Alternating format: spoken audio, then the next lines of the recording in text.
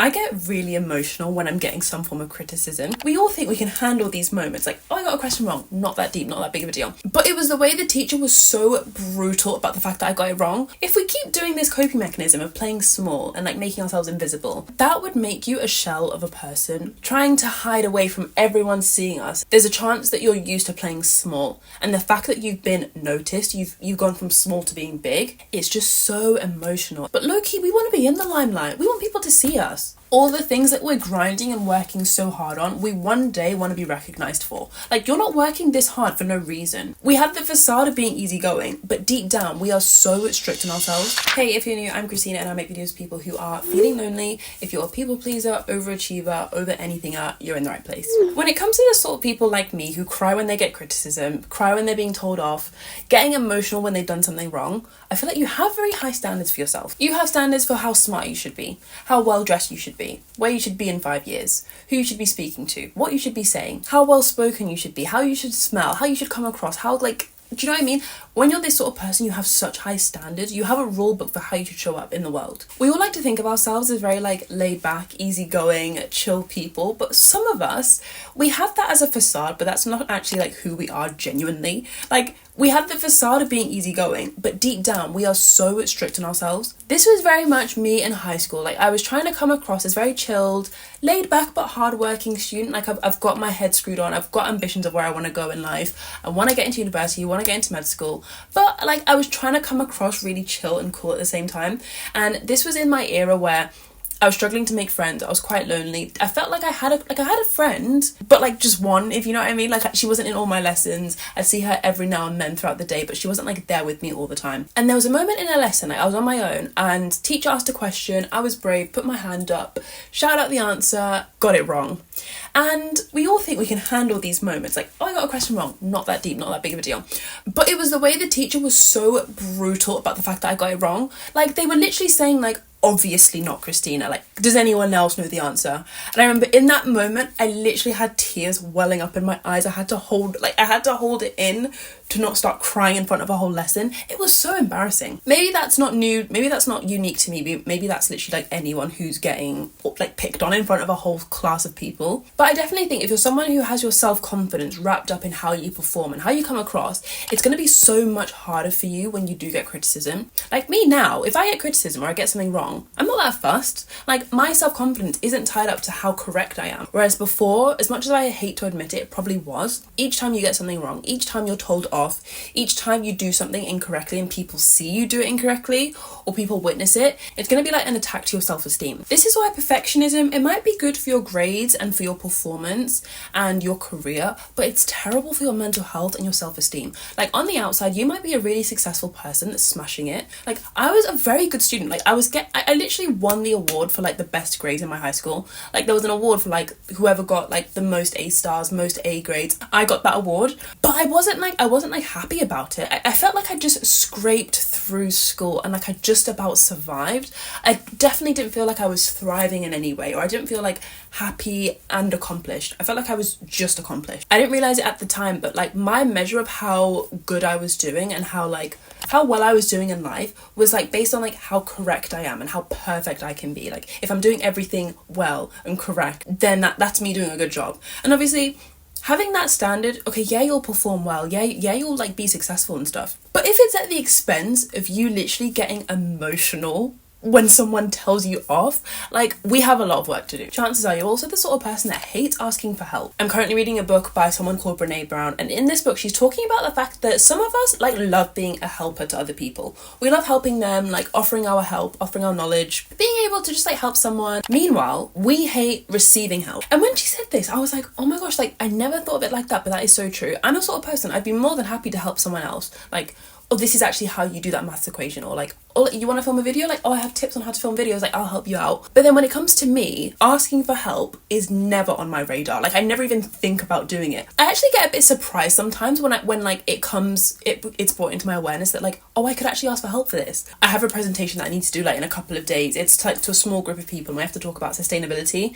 And I was on the phone to my mum. I was like, I don't even know what I'm going to talk about. I've been like Googling a bunch of different topics and stuff. And I was telling mum this, and she was basically like, why don't you just ask your supervisor? Like, ask them for help. And it's so stupid. Like, I know it's so stupid. Like, when she said it out loud, I was like, oh yeah, like I can just ask for help. Like, I don't have to struggle. Like, you're so used to grinding and struggling and putting your head down that you forget, like, help is an option. Yet you will offer your help to other people. In the book, she talked a lot about how sometimes we can judge ourselves for needing help. Like, you might see yourself as, like, weak or less than because you ask for help, which is low-key problematic because you're offering your help to someone else, but that doesn't mean that they're less than. In the book, she said, when you judge yourself for needing help, you judge those that you're helping. When you attach value to giving help, you attach value to needing help. But you feel good about yourself for the fact that you're helping other people, and you low-key feel like the people that you're helping aren't as good as you because they're asking for help. You see asking for help as a weakness, essentially. And if I had to be honest with myself, I probably have seen it as a weakness in the past.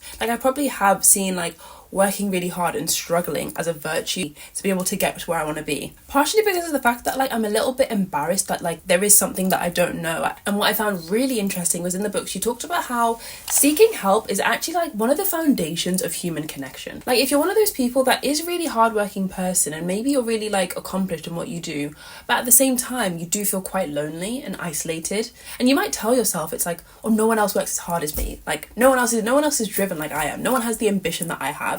No one else has visions of the future like I do. Like, you might tell yourself that as a coping mechanism for why you're isolated. According to Brene Brown, like a really established researcher in this field, it's essentially because you're not seeking help. Like, that is a foundational part of human connection. Like, if you're asking for help more, you might find that you might be a little bit less isolated. Your thoughts around the scenario is worse than the scenario itself. Hardworking, driven, successful people tend to live in their own heads. And one thing that I came across, I can't remember the book, but if I do, I'll write it on the screen, is someone said that human beings, we are feelers that think. We're not thinkers that feel. I know that might sound confusing, but essentially to me what that means is, like, a lot of us live inside our laptops, inside our emails, inside our textbooks, and we just think all day. We overthink, we ruminate, we stress out, we get anxiety. Like, we just live in our heads and think, and we think that all the problems that we have, thinking is the solution. Let me think about what I'm going to do about this dilemma between my friendship. Let me think about what I'm going to say to that guy that I've not replied to his message. Like, you think that thinking is the way out, when actually sometimes it's like, let me take a step back, observe the situation, see how I feel. Like, a lot of us forget about the feeling part. We think that, like, thinking it is all that there is and that's the only option. And I think I fell into that trap because thinking became my superpower. My superpower was studying and working hard. Like, thinking became my advantage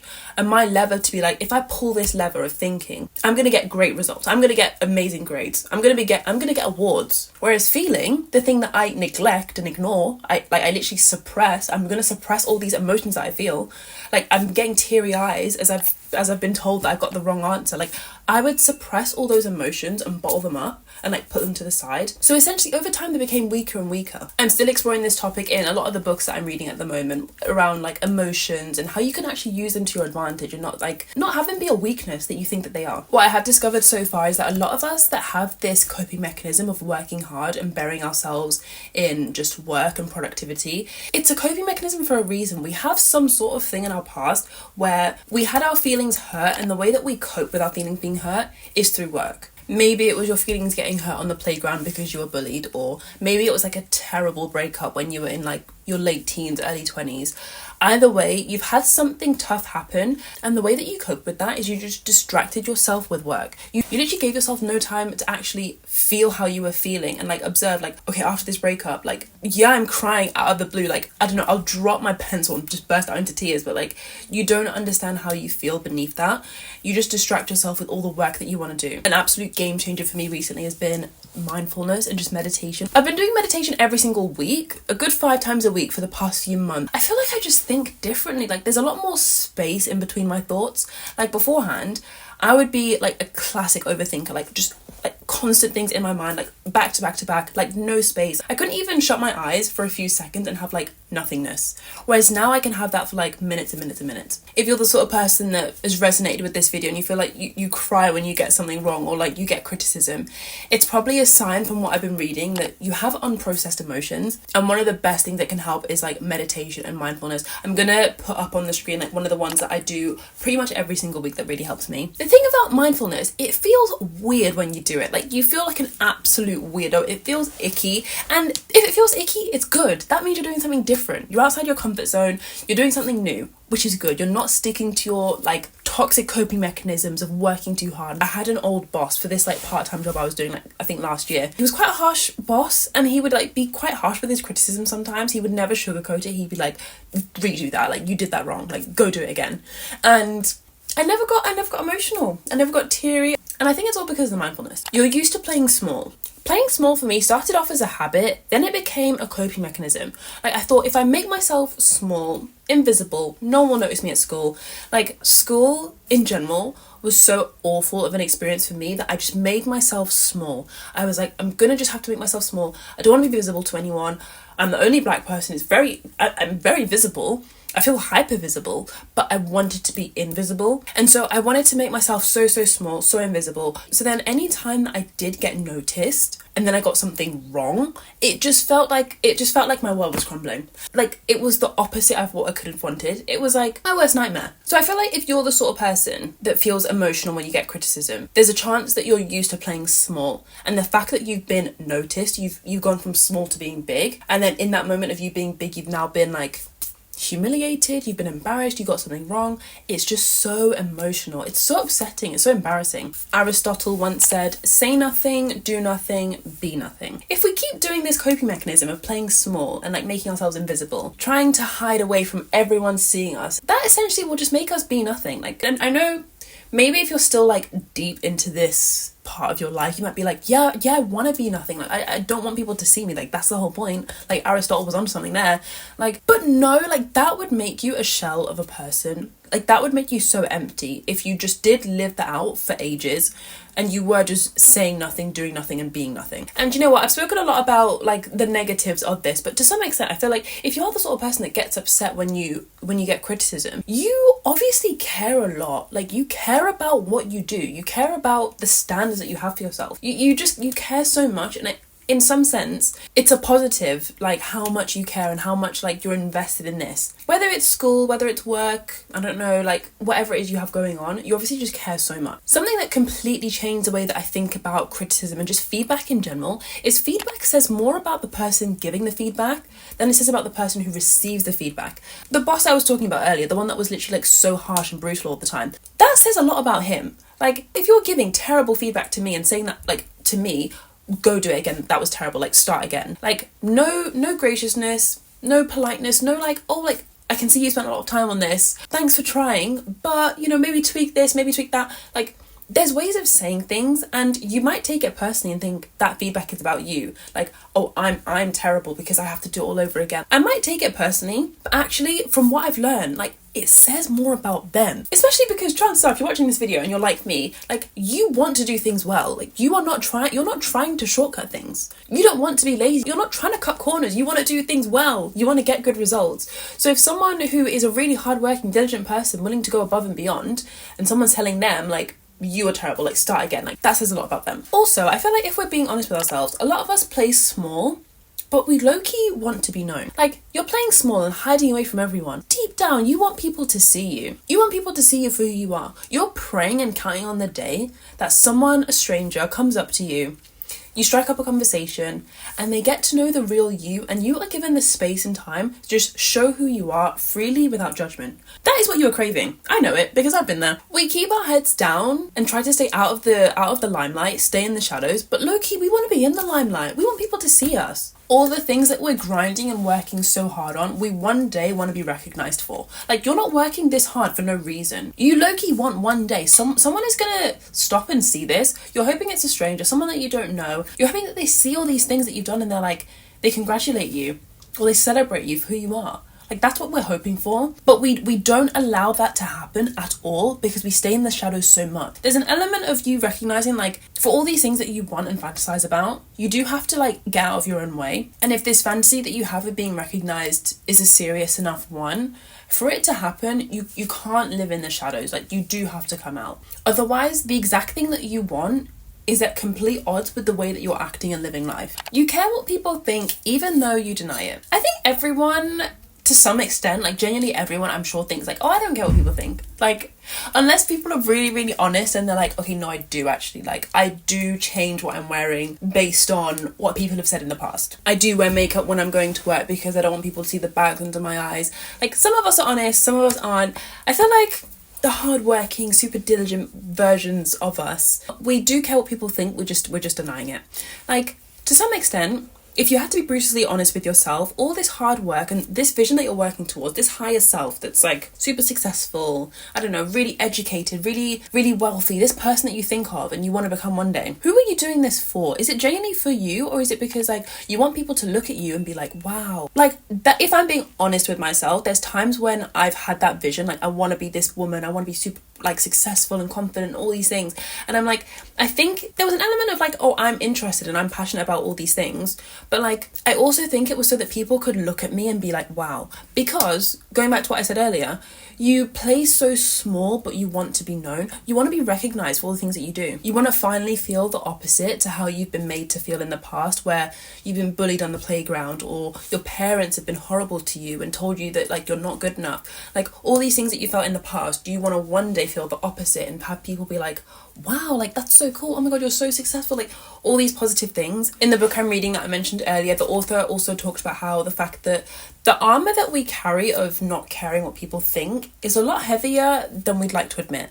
Like, sometimes I think when you're living life and you're not caring what people think, like you're low-key acting out in a way just to prove you don't care what people think. So rather than acting like, I'm just gonna do Christina today, I'm just gonna live my life, do me. Instead, what I'm doing is, okay, I don't care what people think, and people would think that I'm gonna do this, so I'm gonna do that. Like, you're acting in the complete opposite of what other people think, but you're still thinking about what other people think. So in general, you just can't really win. I think having an awareness of it is like a huge step, and just the fact that you can admit to yourself like, okay, I do care what people think, I'm kind of acting from that place, and maybe I'm doing the opposite, maybe I'm doing other actions to make sure that I'm not going to be judged, whatever it is, just knowing that you do it is huge. Get clear on whose opinions matter. When it comes to overcoming this whole topic, and when I think about me and how far I've come from like really, really struggling with this and getting like teary eyes whenever I'm getting told off, and then now like I'm really not fussed, get clear on whose opinions matter. A lot of the time if you're the sort of person that I'm describing, if you're like me, you're fighting for your identity sometimes.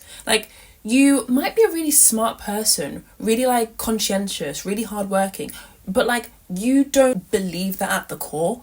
Like, I was really smart back then, but I feel like I was working hard to prove that I was smart rather than because I believed I was smart. Like, I was hoping if I work enough, if I stay up late enough, if I do enough notes, if I do enough flashcards, like that will prove I'm smart in the grades, in the awards, like I'll prove it.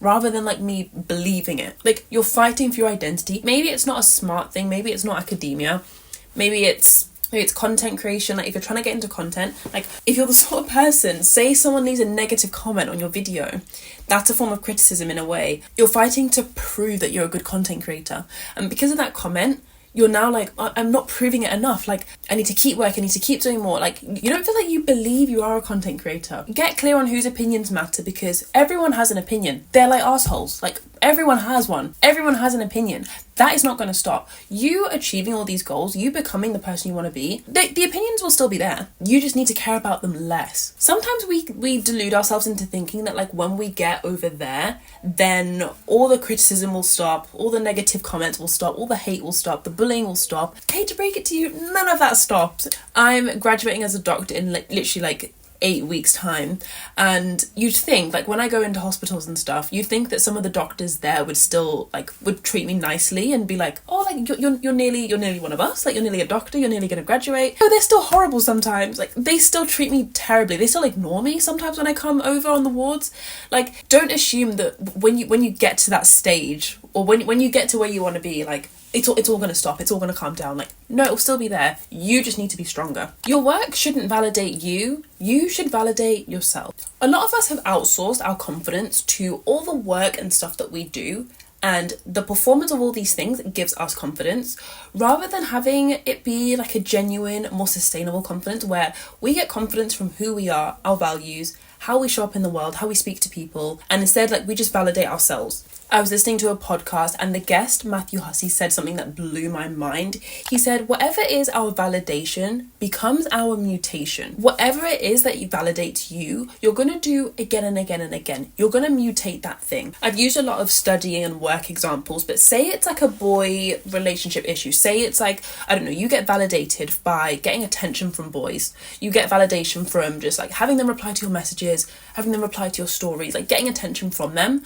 Obviously, if that validates you and like genuinely all these messages and all these likes and stuff, that makes you feel good about yourself, you're going to do it again and again and again. You're going to mutate that thing. Say one day like a boy ghosts you, or they don't reply to your message for like 3 days, or say like they make a comment like, I don't know, like they make fun of you without makeup on, like that would ruin your self-esteem. Like that would just tear you apart, because like whatever you're going to be validated by has the opportunity to bring you up and build you up, or tear you down. So it just goes to show whatever it is that has the opportunity to make you upset and get emotional is a huge signal as to where you're getting validated and where a lot of your confidence is. For me, it was anything to do with my like work related performance, my academia, like my grades, at times my content, but nowadays less so. Like this video could flop and I'd still be pretty okay. I'd still have a lot of confidence. I still feel good about myself. But real confidence, that's inside. That's like internal. It's always there. Good days, bad days. It's there. You still feel good about yourself.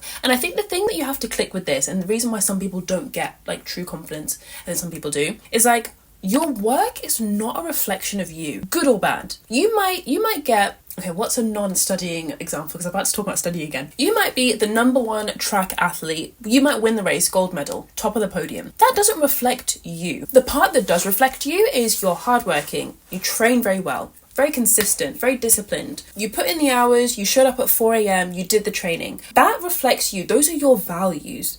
That's what you did.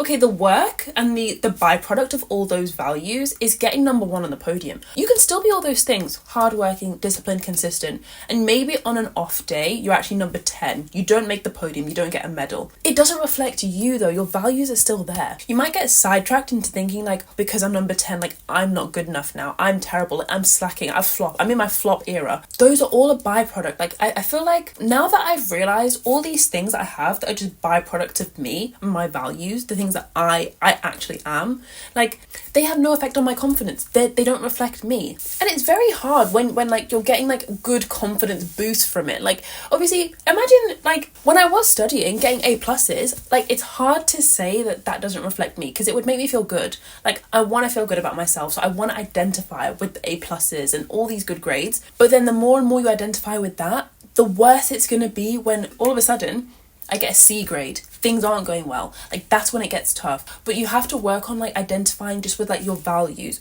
Are you a really empathetic person? Really kind, so patient, always listening to people, always there for people, really reliable? Those are the things that you need to get confidence from, and just tell yourself like, I am all these things. It's kind of like basing your confidence off of your looks. Say you're like 10 out of 10, gorgeous girl, stunning, like literally could be a model. You can base your confidence off of that and walk through the world with your head held high, confident in who you are, and like nothing's stopping you from doing that. But like we all know looks fade. Like there's only so long you can cling on to that for your confidence before you will actually start to get a bit more self-conscious and insecure, because you've got wrinkles now, you've got like blemish spots, like you're starting to age, you're not as young as you once used to be, and then you'll start to panic and frantically think like, oh, my confidence is slacking. Like whereas maybe you could be a 10 out of 10, but you're confident based on your values and who you are. You're a 10 out of 10, but you're also just really funny, really nice person, so easy to get along with. Like those are the things that you should be basing your confidence off of, not all the byproducts and the external stuff. Well, that is another TED Talk in the books. Thank you so much for watching this video. If you enjoyed this one, you might enjoy this video, which is talking about how a 4.0 GPA ruined my personality. This video was actually a suggestion from one of you guys, so if you want me to make another video based on what you have in mind, let me know in the comments. And yeah, I'll have a read in the comments. I'm excited to know what videos you guys want me to make next. And thank you so much for watching. I'll see you in the next one. Bye!